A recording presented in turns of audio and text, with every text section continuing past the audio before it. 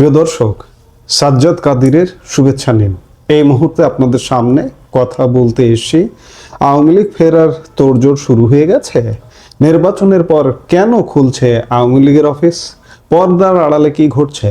আমি গতকালকেও একটু হতাশার কথা শুনিয়েছিলাম আপনাদেরকে যে 1.5 বছর হয়ে গেছে আওয়ামী লীগের কোনো নেতৃত্বের নির্দেশনা নেই, আসলে সুস্পষ্ট কোনো নেতৃত্ব নেই। আওয়ামী লীগের কার্যক্রমের কোনো সন্তুষ্টি নেই, সাধারণ নেতাকর্মীরাও সন্তুষ্ট নয় আওয়ামী লীগের কার্যক্রমে। হতাশার কথা বলেছিলাম। এমনকি আওয়ামী লীগ প্রধান শেখ হাসিনা কি দিশা দেবে দিশাহারা আওয়ামী লীগকে, কিংবা তার পুত্র সজীবজের জয় এখনো পর্যন্ত আওয়ামী লীগের সাংগঠনিক কেউ নন, কিন্তু তিনি কখনো কখনো কোথাও কোথাও বেফাঁস মন্তব্য করছেন আওয়ামী লীগের নেতৃত্ব নিয়ে, বিশেষ করে তার মাকে নিয়ে। তার মন্তব্যেও, তার ইন্টারভিউ আরেকটু সংযত হওয়া আমরা প্রত্যাশা করি বাংলাদেশের ক্ষুদ্র নাগরিক হিসেবে। আওয়ামী লীগ যে ফিরবে, আওয়ামী লীগ যে ফিরছে, এই ফেরার তোড়জোড় চারিদিকে শোনা যাচ্ছে। আমি ব্যক্তিগতভাবে অনেক জায়গায় খোঁজ নিয়েছি, বাংলাদেশের অনেক জেলায় যে আওয়ামী লীগ নেতাকর্মীরা পালিয়েছিলেন, যারা বিদেশেও যেতে পারেননি। হয়তো এক জেলা থেকে পঞ্চগড়ের মানুষ হয়তো সাতক্ষীরায় গিয়ে আছেন, কিংবা সাতক্ষীরার মানুষ ঠাকুরগাঁয়ে গিয়ে আছেন। তারা আস্তে আস্তে নিজ জেলায় বা নিজ উপজেলায় ফিরতে শুরু করেছেন, এটি আসার কথা। আর আপনারা কয়েকদিন যাবত তো দেখছেনই যে আওয়ামী লীগের কার্যালয় একের পর এক খুলছে, একদিকে খুলছে, আবার কিছু অনাকাঙ্ক্ষিত ঘটনাও ঘটছে। এগুলোই আসলে আওয়ামী লীগ ফেরার একটা বার্তা। হতাশার কিছু নেই, কারণ এই যে নতুন একটি সরকার গঠিত হলো, নির্বাচনটা একটা অবৈধ নির্বাচন। অবৈধ নির্বাচন এই অর্থে বাংলাদেশের রাজনীতিতে মূলত দুটোই পক্ষ, একটি আওয়ামী লীগ, একটি বিএনপি। আওয়ামী লীগকে অবৈধভাবে নির্বাচন থেকে বাইরে রাখা হয়েছে, কাজেই স্বাভাবিকভাবে ক্ষমতায় কে যাবে? বিএনপি ফাঁকা ফিল্ডে গোল দেবে, ফাঁকা ফিল্ডে গোল দিয়েছে। আজকে ফাঁকা ফিল্ডে গোল দিয়ে তারেক রহমান ক্ষমতার যে মসনদটায় বসেছে, যে সিটটায় বসেছে, সেই সিটটা কিন্তু হট সিট, উত্তপ্ত সিট, জ্বলন্ত উনুনের সিট। আপনি যদি বলেন যে এই যে রুটি পরোটা ভাজে, এটাকে কি বলে? তাওয়া। তাওয়ার মধ্যে বসে আছেন তারেক রহমান। এই বসা কিন্তু আরামের বসা নয়, এই বসা কিন্তু পুড়ে যাওয়ার বসা।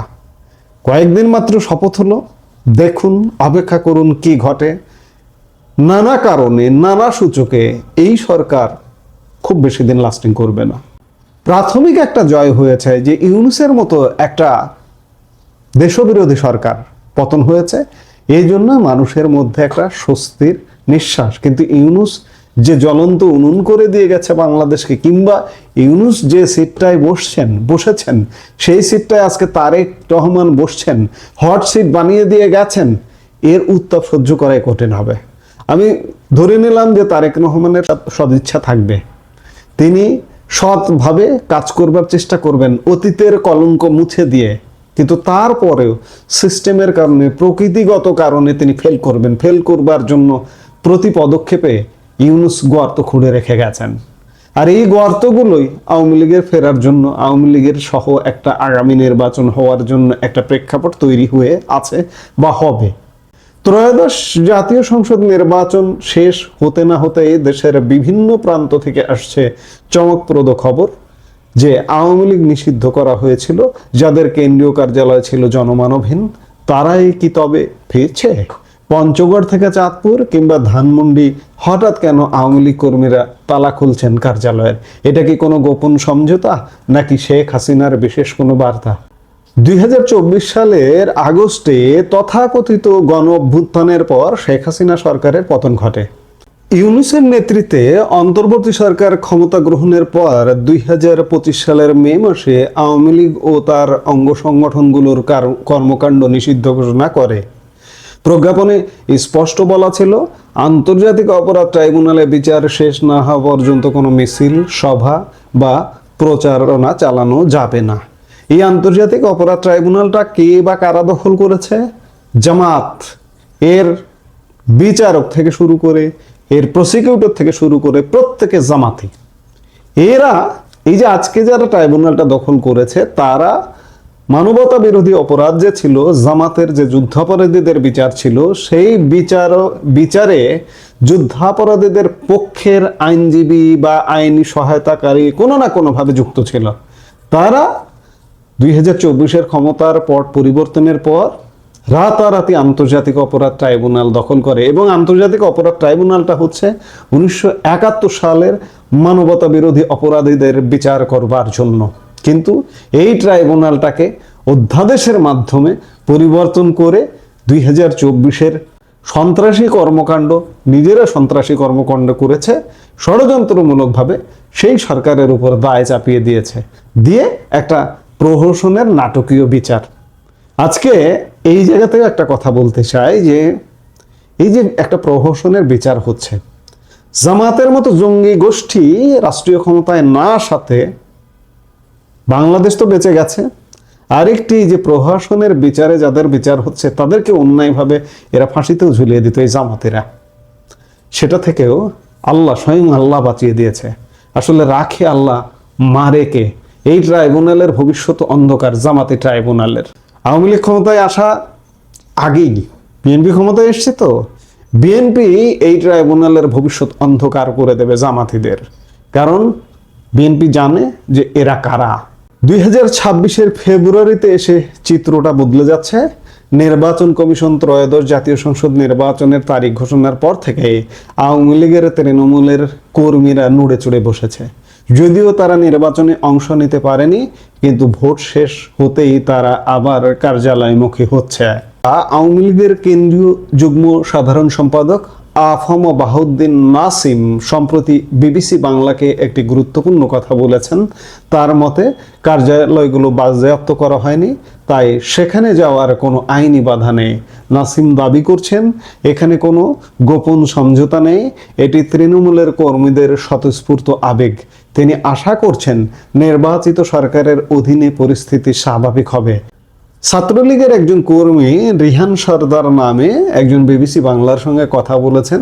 রিহান সর্দারের বক্তব্য এখানে অত্যন্ত তাৎপর্যপূর্ণ। তিনি দাবি করেছেন স্বয়ং শেখ হাসিনার কাছ থেকে তারা একটি বার্তা পেয়েছেন। বার্তাটি ছিল, সারা দেশে যারা যেখানে সম্ভব দলীয় কার্যালয়ে যান।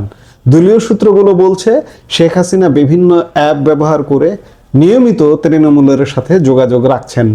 এই যে বিচ্ছিন্নভাবে ঝটিকা মিছিল বা কার্যালয় পরিষ্কারের কাজ চলছে, এর সুতা কি তবে সরাসরি দিল্লি থেকে নাড়ানো হচ্ছে? এটি কি দলের অস্তিত্ব টিকিয়ে রাখার এক ধরনের মনস্তাত্ত্বিক লড়াই? সবচেয়ে আলোচিত ঘটনাটি ঘটেছে গত নির্বাচনের পরের দিন পঞ্চগড়ে। সেখানে বিএনপির সদর উপজেলা সভাপতির উপস্থিতিতে আওয়ামী লীগের কার্যালয় খোলা ভিডিও ভাইরাল হয়েছে। যদিও ওই বিএনপি নেতা পরে দাবি করেছেন তিনি জানতেন না এটি আওয়ামী লীগের অফিস, কিন্তু সাধারণ মানুষের মনে প্রশ্ন জেগেছে, তলে তলে কি কোনো সমঝোতা হচ্ছে? চাঁদপুর, ঠাকুরগাঁও, সাতক্ষীরা, বরগুনা এবং পটুয়াখালীর চিত্রও একই। কর্মীরা কার্যালয় পরিষ্কার করছেন, স্লোগান দিচ্ছেন, তবে মুদ্রার উল্টো পিঠও আছে। ময়মনসিংহের তারাকান্দায় কার্যালয় খোলার পরপরই বৈষম্য বিরোধী ছাত্র আন্দোলন ও এনসিপি কর্মীরা সেখানে পাল্টা হামলা চালিয়েছে, অর্থাৎ মাঠ পর্যায়ে উত্তেজনাও এখন তুঙ্গে। বিবিসি বাংলার প্রতিবেদনে একটি চাঞ্চল্যকর তথ্য উঠে এসেছে। নির্বাচনের আগে অনেক জায়গায় বিএনপি বা জামাতের প্রভাবশালী নেতারা আওয়ামী লীগের স্থানীয় নেতাদের সাথে যোগাযোগ করেছেন।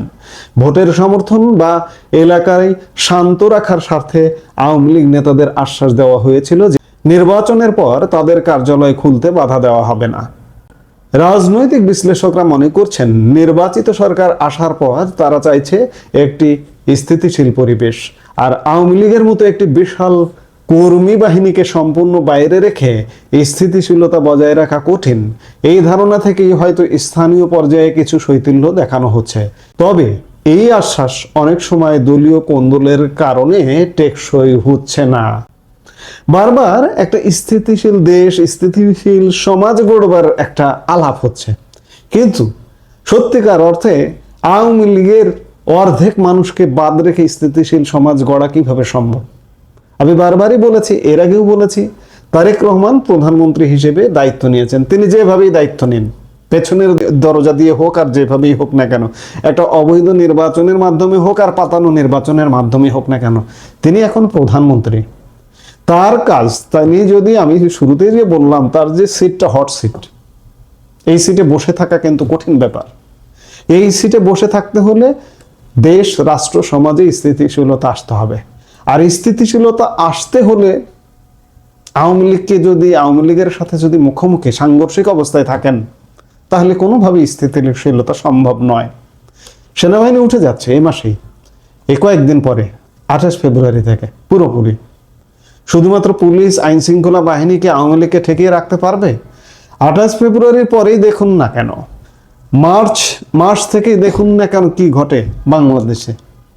কাজেই তার আগেই যদি তারেক রহমান আওয়ামী লীগের প্রতি নমনীয় হয়, আওয়ামী লীগের রাজনীতি ওপেন করে দেয়, তাহলে আওয়ামী লীগ হয়তো জ্বালাও পোড়াও ধ্বংসাত্মক অস্থিতিশীল পরিস্থিতি এখনই তৈরি করবে না।